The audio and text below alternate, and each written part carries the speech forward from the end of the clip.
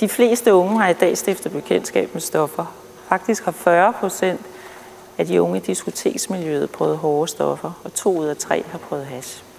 Næsten alle ved, hvordan du får fat i stofferne, hash, kokain, ecstasy, amfetamin, hvis behovet opstår. Det er let tilgængeligt, og det findes i alle miljøer.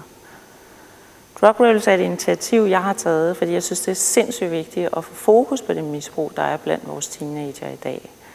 Så vi tager ud på skoler med et roadshow, hvor vi kommunikerer med de unge i øjenhøjde. Vi klæder dem på til at vælge stofferne fra. Vi giver dem information nok til at træffe en beslutning.